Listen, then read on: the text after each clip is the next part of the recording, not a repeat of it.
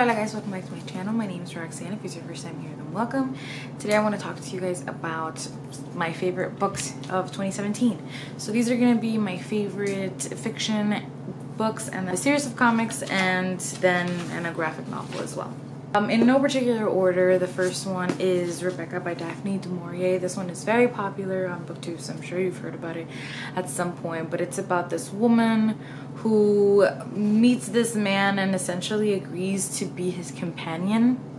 She knows almost nothing about him, but she falls in love with him. She agrees to be his companion and then agrees to be his wife, and he takes her to his estate, and there she sort of has to compete with the memory, legacy, and essentially ghost of his ex-wife, and it's wrapped in mystery and tension, and it's incredibly atmospheric. It's beautiful, it's beautifully written, and I literally just loved everything about this book. It had me guessing, it had me gripped, I didn't want to stop reading it at all, ever. Just, it was really, really good, and it just really shows how beautiful a job Daphne du Maurier can do with writing. There's a lot of very interesting things about this book, such as that the main character remains nameless. We never learn her name, and so if anything, that just goes to show how powerful the memory of Rebecca is, that we actually don't ever, we hear all of this information about Rebecca and Rebecca's names in almost every single page, but we don't know her name. And I thought that was just incredible. I thought it was so symbolic, and I just loved this book. But I cannot wait to read every single thing Daphne du Maurier has just ever written. Then is an adult fantasy novel. It's the first in a series, and it's The Lies of Locke, Lamora by Scott Lynch. This is essentially a book about a group of thieves and their misdeeds, and it is funny, it's clever, it is super entertaining, and I love it so much. I cracked up just constantly reading this. There's so much sarcasm, all the characters are so intelligent, and they're just really fun to read about, and you learn to care about every single one of them. And I've read the first and the second in the series now, and I can't wait to continue on with it. This is really, really great. If you loved Six of Crows and want to read an adult version of that, then this is definitely it. It is that and so much more. It's so good.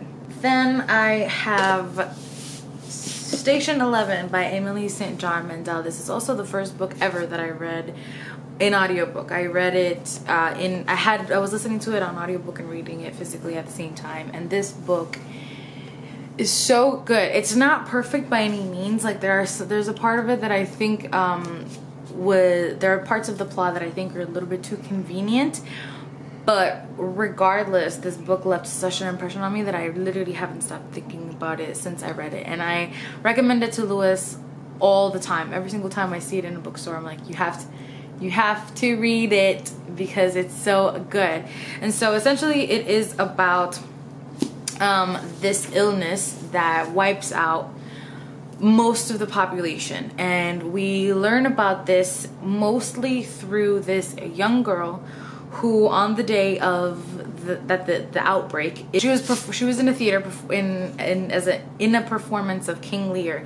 And so we start the book on the day of the outbreak, and then we continue to jump in time. We go back and forth, and we get to see how the outbreak developed, how people are coping with it, the different ways in which people are surviving or not, the different communities that are starting to prop up everywhere as people try to essentially relearn to live in vastly different circumstances than they did for the majority of their life, for many of them.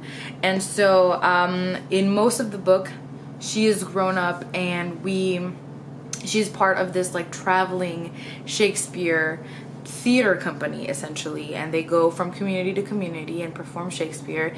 And it is it has this like subtle magic about it. Books that are like this, anything that's like post-apocalyptic or dystopian, anything that sort of like discusses the end of life as we know it, I find it very difficult to get in the mindset to read because it fills me with such nerves and anxiety the whole time that I'm reading it. I tend to stay away from them for the most part because of that, and I only read them when I'm in a very particular mood. And I just happened to pick this up. I had it for a really long time and I just completely fell in love with it. I fell in love with the characters. I fell in love with how the story was told. I love how you go back and forth and you have regular dialogue and you have like interview sessions, and so it's a little bit of everything, and it's just so good. It's so subtle in its storytelling, but it's beautiful, and the cover is beautiful as well. And I just totally recommend this to anyone that I can because it's so good. Then I also have a poetry collection actually, and it is Loose Woman by Sandra Cisneros. This is this is a poetry collection by the author of The House on the Mango Street, which I read back in 2016. She is a Chicana feminist activist, poet, writer, awesome woman for the Latina community, and she's great, and these poems are great. These poems are raw and sexy and sensual and in your face, and she doesn't hold anything back, and they're so unapologetically Latina. I absolutely love this collection. It's so good. It made me feel like so proud to be Latina. I love it. If you are Latina, I definitely recommend it. If you love poetry, I would definitely recommend it. It speaks to her experience and the experience of so many Latina women so beautifully. I love this. And I'm not big on poetry. Like I don't get it most of the time, but that one I just really connected with. Another book that I read that I actually, I recently read, actually I literally finished it yesterday. I am filming this on the 1st of the year, and I finished it at like 5:30 on the 31st of December, and it is Lucky Boy by Shanti Sekaran. And this is about two women. One is an 18-year-old immigrant from Mexico, and one is an Indian woman who is married, and it's professional. She's already an adult, and it's about how they are brought together by a young boy. It takes you through the migration process of the young Mexican immigrant. It tells you how she got into the country, and you see that she becomes pregnant, she has a child, and then it is dual perspective, so you go back and forth between the young Mexican woman and the Indian woman.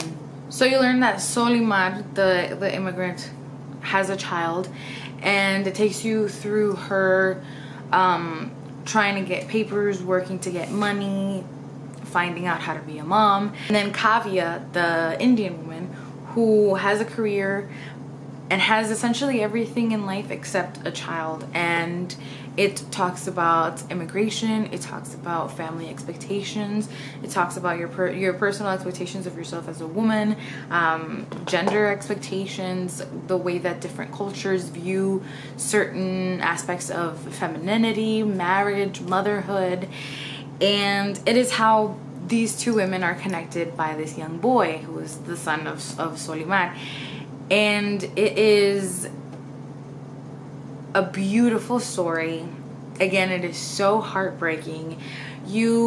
At least while I was reading it, I didn't know what to think. I didn't know kind of like on whose side to be. I didn't know what I would do if I was on either one of their in either one of their places. I think this book covered so many topics so beautifully, and in such a way that really made you care. I cared so much about all of these characters. I didn't want to stop reading, but at the same time, like, I wanted to get to the end because I wanted to know what was going to happen. I can't stop talking about this book. I finished it yesterday and I flew through it because I just couldn't stop reading. Like I said, I think this is such an important book.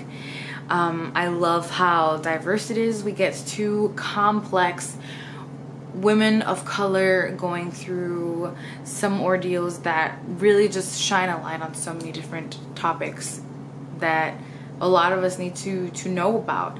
And I can't stop recommending it, and I can't stop talking about it enough. I'm so glad that I waited until the first to film this, because I literally finished it yesterday at 5:30, and I would have been so upset that I hadn't added this book to this list.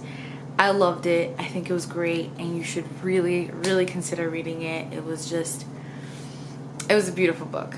Then I have the series of comics, and it is a really sort of cute ass silly book, and it's called Sappy by Philippa Rice.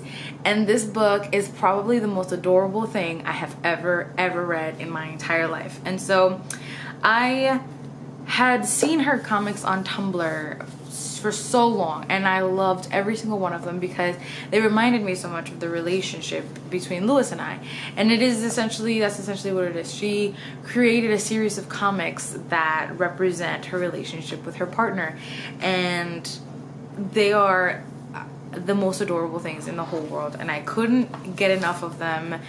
And when I saw it in the bookstore, I knew that I had to get it, and it is just one of my favorite things ever, because it fills me with so much just absurd joy. It's not even funny. So let me see if I can find a really cute one. I mean, so the art is very simple, and it is in this same exact color scheme. It's all red, black, and white, and it's just their life together, and it's the walks they go on, it's the books they read, it's the things that they do at home, and I can't get enough of this book. It's so flippin' cute. I look at it all the time, and I just love it. And you can follow her on Instagram as well. That's that one. And then last but not least is a graphic novel, and it is called Blue is the Warmest Color by Julie Moreau. And I believe this is translated from French. This was originally a French graphic novel, and it is about a girl named Clementine who is growing up, and in exploring herself and her sexuality, she finds out that she falls in love with a woman, and she finds that she likes women, and it's about her story, and her stories particularly with Emma, a woman that she falls in love with, and it's their love story. And because it's so short in a graphic novel, I really won't tell you much more than that, but it's so beautiful and heartbreaking, and it will just grip you and tear you to pieces. But it is so good. It does have adult content in it, so if that bothers you, then be wary of that if you're gonna read it. But it is so good. It's such a beautiful fucking story. I can't get over it. I was sobbing when I finished it. Like, it's just great. And then it's all in similar to Sappy. It's all in gray, black, and then with some blue for the hair color of Emma, for Emma's hair color. And yeah, it's just it's so good. It's so good. If you haven't read it but want to, if you want to read more LGBTQ things, pick this one up. It's beautiful, it's gorgeous, and it'll absolutely break your heart. So yeah, those are my favorites of 2017. Overall, I had a really good reading year. I liked the majority of everything that I read, which is going to make my worst or most disappointing video challenging, because I'm going to have to look for things, because honestly I had a really good reading year. But despite the fact that I liked most of what I read, there was only a few that really stuck out to me, and I just couldn't stop thinking about, and those were it. I can't get enough of them. I want to read everything by all of these authors, and it's just been great. So yeah, let me know if you've read any of these and what you thought about them. Let me know what some of your favorites have been for this past year. I hope you guys enjoyed this. Thank you for watching and for listening. Love you guys.